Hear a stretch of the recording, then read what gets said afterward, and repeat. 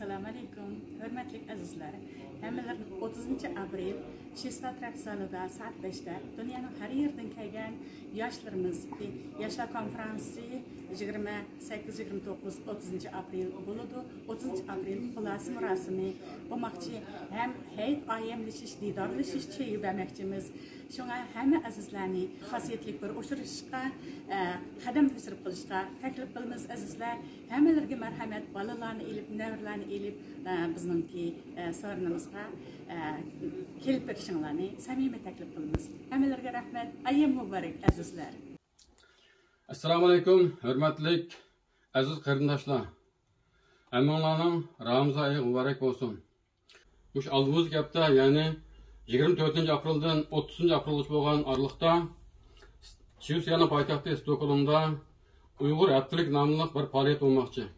Bu faoliyatni Dünya Uyg'ur qurultiyi tashkilladi. Ham Shvetsiya Uyg'ur birligi sahiqonlik qilmoqchi. Bu faoliyatga dunyoning har qaysi joylaridan bir turkum ilg'or, vatanparvar Uyg'ur yoshlari, lager shoirlari qatnashmoqchi. Shundaqla Uyg'ur irqiy qirg'inchiligini Shvetsiya parlamentida e'tirof qildirish. Shu munosabat bilan 30 aprel kuni mushu bir haftalik faoliyatni xuloslash va Ro'zoyni tabriklash yuzasidan jamoat bilan bir didorlash faoliyat qilmoqchi.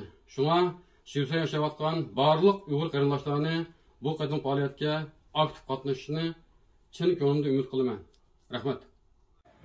Assalamu alaikum. Shvetsiyada yaşayotgan barliq Uyg'ur qarindoshlar, hammanglarga ma'lum bo'lgandek, oldimizda 30 aprel kuni Stokgolmning Kista rayonida bir didorlash faoliyati o'tkazilmoqchi.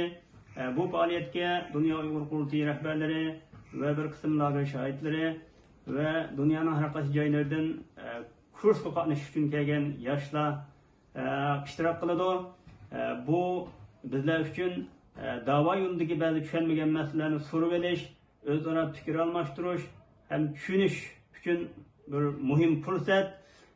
Bizlarning siyosiy ko'z qarashimizning o'xshamasligi va yoki tashkilotchilik sabablar tufaylidan bu fursatni qochirib qo'ymasliklarini chin ko'nglimdan umid qilaman.